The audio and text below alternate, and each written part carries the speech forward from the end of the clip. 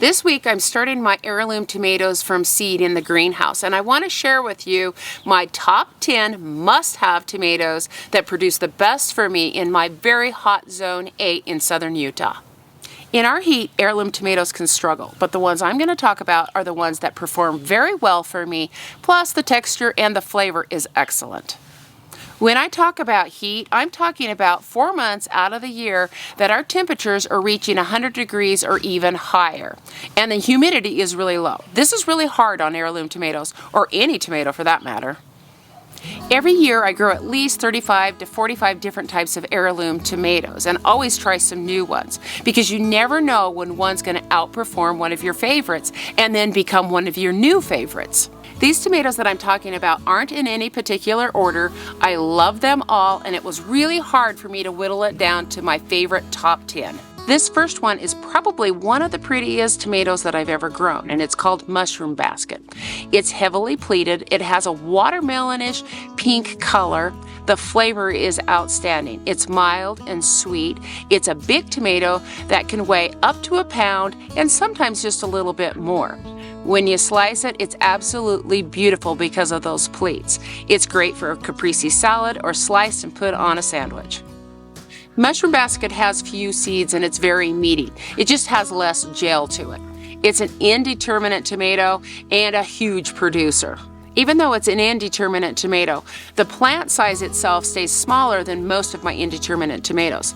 This makes it great for growing in grow bags. Second on my list is Thorburns Terracotta. Of course, it gets its name from the color of its fruit, that beautiful terracotta color. This one produces so well. It starts early and it continues to produce heavy all through the entire season. It's one that's never failed me. Thorburns Terracotta produces really good in hot summers. The first year I planted it was one of our hottest summers, and this guy just kept producing through the entire season. It's got such a good, rich, smoky, tomatoey flavor, and it has that little bit of tanginess to it as well. Terracotta has a really smooth skin, and the interior, the flesh of it, kind of has that orangish pinkish color with green around the outside. I wouldn't like it if I had to just pick one type of heirloom tomato, but if I did, Thorburns Terracotta might be just the one that I do because it produces so heavy and it's so versatile, being a slicer and a sauce tomato. Third on my list is Japanese black Trifele. Now the leaf shape on this one is a little bit different. This one has a potato leaf look to it, and that just means that the leaves look like a potato plant would. Black varieties of tomatoes have a really nice, deep, rich flavor, but most black varieties don't do well in our area because of the heat. But Japanese black Trifele does excellent in our area, and in fact, it was one of our heaviest producers in one of the hottest summers we'd had. It's a smaller slicing tomato weighing about 6 ounces. It has a Bartlett pear shape to it. The color on it is a brownish purple with green shoulders. I found this tomato to not have a really thick or thin skin, it's just right. And it really does resist cracking. Fourth on my list is Nebraska Wedding. This one I sought after for quite a few years, and I had a customer that actually sent me some seeds, but the seed was 12 years old, so I didn't think I was going to have much luck with it. There was 15 seeds and only one seed germinated, and that one plant ended up only giving me one tomato.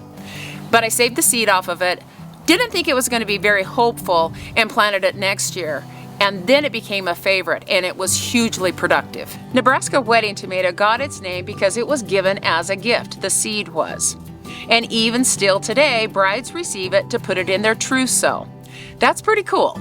Nebraska Wedding tomato has a very good, well-balanced flavor.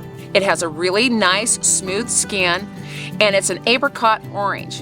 It can be 8 ounces and sometimes up to a pound. Fifth on my list is Goldmans Italian. This is a paste tomato, it's indeterminate, and it's beautifully pleated. I love the color of it because it starts out kind of pink, and as it starts to develop, it becomes a nice deep red. It has narrow shoulders, and it's about 4 inches long, and it's 5 inches wide at the base. So you could say that it has big hips.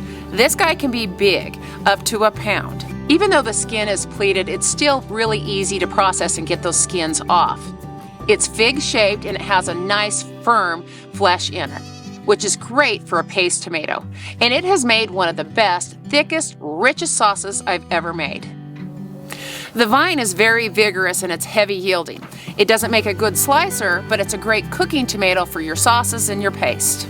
Our sixth tomato is considered a stabilized rogue heirloom. It's closely related to the Cherokee purple, which we all love. It's Cherokee chocolate. It has about the same flavor, but it's a darker, more of a crimson color. The shoulders are more of a greenish brown. It's about the same size, about an 8-ounce to a 10-ounce tomato. A great slicer, it's an indeterminate, and I love this one for growing in my greenhouse. Cherokee chocolate first came out to the public in 2004, and I planted it about that time and grew it in my greenhouse. This was an amazing tomato for my greenhouse. It grew up into the rafters, and it was really cool because we had all of these great clusters of Cherokee chocolate tomatoes hanging. And it grew in there for about 3 years before it completely exhausted itself, and it produced so well. It doesn't produce so good outside, but it's one that I will grow in my greenhouse every year. The tomato is very sweet, but it will have just a little bit of tartness to it, giving it that perfect tomato flavor. This next variety isn't a true heirloom, but it's a cross between two heirlooms. It's Blue Beauty, and it is a beauty. Brad Gates came out with this, and it's a cross between a blue variety and Beauty King. It's a beefsteak type tomato that's indeterminate. It's a great slicer weighing about 8 ounces. It has that beautiful black-blue shoulders on it with the pinkish underbelly. It has a very deep, rich flavor to it. And one of the great things about it is it's very resistant to cracking and sun scald. So that's a big win. That deep blue color that it has on it just means it has high levels of anthocyanins, which just means more antioxidants. Because I like all kinds of colors in heirloom tomatoes, my number 8 is Kiwi, and this is a green tomato. Not like the type of green tomato that you pick early for green fried tomatoes, but when it's ripe, it's green. Kiwi has an irregular shape, and it's really beautiful glossy green color, and it has this complex citrusy flavor to it. It's so good. It can confuse your taste buds because it has that sharp acid taste, but yet it's sweet. Kiwi isn't my top producer of all of my top 10 tomatoes, but I included it because I love the flavor of it and its uniqueness. Green tomatoes can be a little tricky to tell when they're ripe because a green tomato isn't ripe typically, but Kiwi and any other green tomato will just have a slight softness to them when you squeeze it, and they'll start to get just a little yellow hue as well.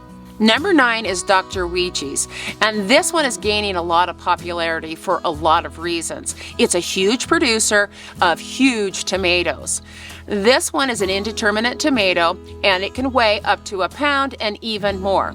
Our biggest Dr. Wyches was a pound and 8 ounces. That's a pretty good tomato. It has that beautiful, mellow, citrusy flavor, which most of your yellow tomatoes do. They're very mellow and low acidic. Dr. Wyches has slightly flattened fruit that's a beautiful orange glowy color. They're excellent on BLTs and sandwiches. It has few seeds and it's very meaty. The foliage on this plant is rather sparse, so I find that in our summers here that I have to use a shade cloth so that it doesn't sun scald the fruit.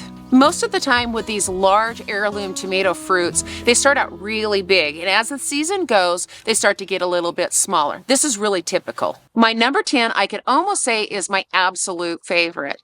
When I first started growing heirloom tomatoes, I started with Mortgage Lifter, and we absolutely loved the texture and the flavor. And I thought that was going to be my favorite forever, until I met Bread and Salt. It's an indeterminate tomato plant that's a true ox heart, which just means that it has a strawberry shape. It's sweet and mild in flavor, has few seeds, it's very meaty, and it's not very acidic at all. It's a beautiful pink, and it reminds me of a very large strawberry. These tomatoes are typically large, 12 ounces to 2 pounds.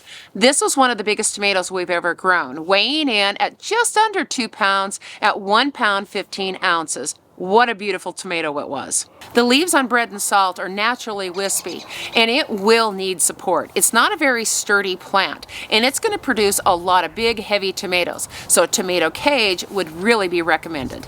Bread and Salt is versatile as well. It's an excellent slicing tomato, and I really love to bottle this one up for winter storage. These are my favorite heirloom tomatoes that I grow in my area. I'd love to hear what your favorite heirloom tomatoes that you grow in your area, especially if you live in a hot climate. I hope you've been inspired to grow at least one heirloom tomato this year.